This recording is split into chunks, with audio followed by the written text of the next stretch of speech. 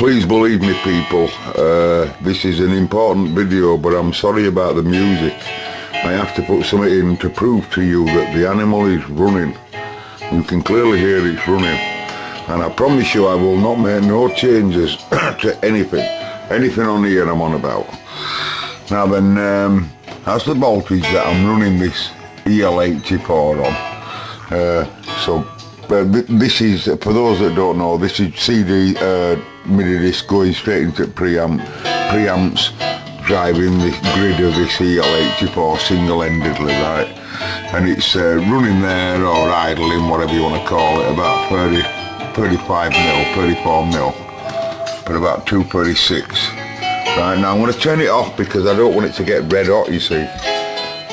Now then, this tube here, a friend of mine, George, sent me it from Ireland.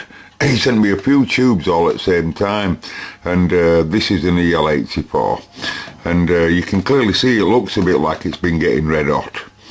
Anyway, I tested all the tubes that George sent me and they were all spot on, you know, but this fella, I don't have a tube tester, so I just put the tubes in a working thing, you know, and you'll soon know within, you know.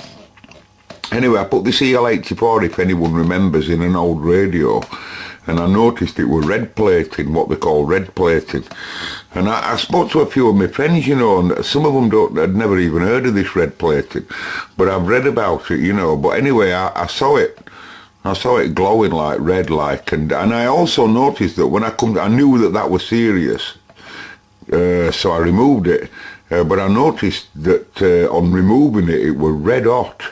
But I didn't monitor temperature, but I noticed it was red hot. Just hang on a minute. Yeah, I noticed it was getting red hot.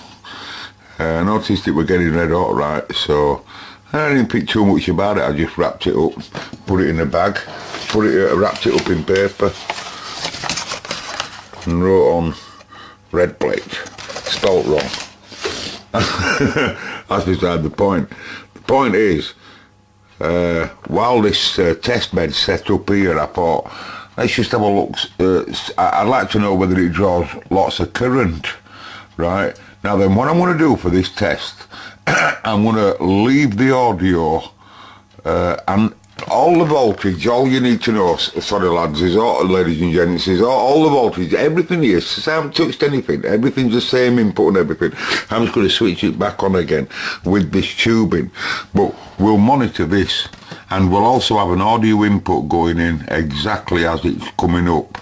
And I swear I haven't touched any volume. Let me just do the same thing right now. Let me just check that the input's rolling. Yeah, the input's rolling. So we're just going to wait this EL84 up. That's the speed at Recce making DC. And you'll watch current coming up as it's making audio.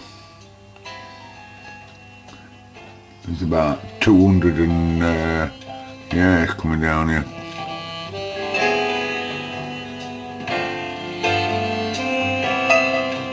So you can hear once conduction starts. Right, we have audio obviously. I shut it off, I don't want to get it hot. Right, let me just wait, let it put voltage to go down, folks, and I'll sort it. Okay, George's EL84. Now look, I'm not going to allow it to red plate, I can assure you now, folks, because it can hurt these audio transformers, and we don't want to damage one, because then we'll need two. We must have a match pair for a stereo amp, so I won't allow it to do all like that, but you'll see for yourself. Q5 take 7 action. Make some music, George. Let me just check that the input's rolling. Yeah, the input's rolling. Make some music, George.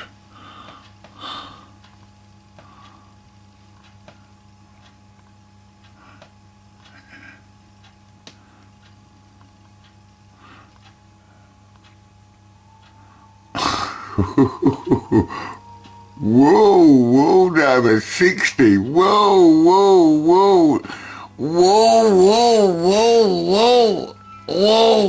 I'm sorry, folks. This is, you know.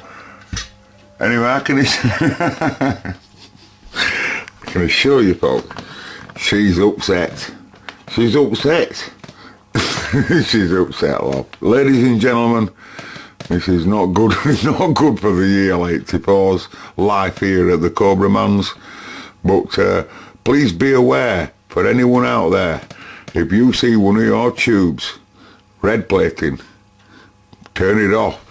Turn it off. In this case, it's the tube, but you could have other reasons. You could have some voltages wrong, probably on one of your pins or something, you know. But in this case, it's the tube light. But notice how it was drawing so much titty, but it still didn't have any audio. You know, it didn't. You know, but it does have actually, or it does pass audio, but.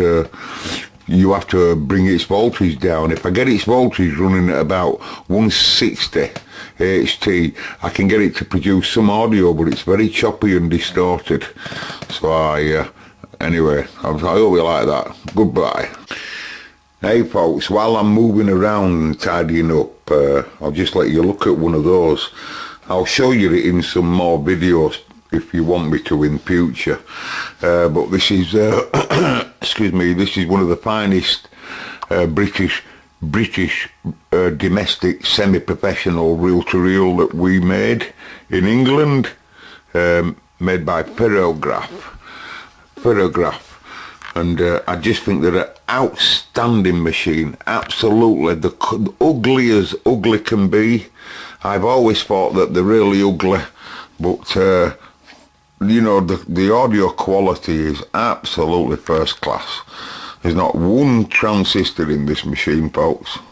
It's all tube, total tube, stereo left and right, full track, uses the whole width of the tape. It's got features that you quite easily walk past. Adjustable brakes, you can just put a screwdriver in here and pull them back to put more tension on this hub, same as here, you know. This is all removable, metal pinch roller, but the rubber is here on the actual capstan. Right, all of these heads here, the free head machine, using all Whitford tape. You can't turn tape over on it, it's full track. And you know, if you're playing a tape that's let's say out of alignment, come from another machine, you can just move that pivot there, and the whole head will pivot, you know, to match the playback. And of course, free head with monitorability and all of that. Full of EWC83s. There's 6 EWC83s in here. And 3 EWC82s.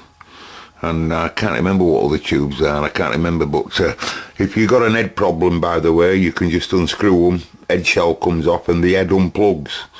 That's for all of the heads, or for servicing, and also for changing it to a quarter track or an half track if you wanted. Most of them were bought for, BBC bought them in the thousands. Most of the ones that I used to play with as a kid, were ex-BBC machines, but this particular species had been domestic all its life, owned by a radio amateur. It's been owned by a radio amateur all its life. And anyway, I'll show you it in some other videos, folks. You will be amazed at the quality. It'll make Reeboxers, well, it can eat them for breakfast for smoothness. This is a pure analog reel-to-reel. Unbelievable quality sound. Please don't go off what it looks like.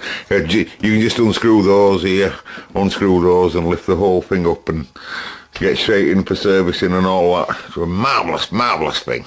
Say goodbye to it, I'll show you it sometime.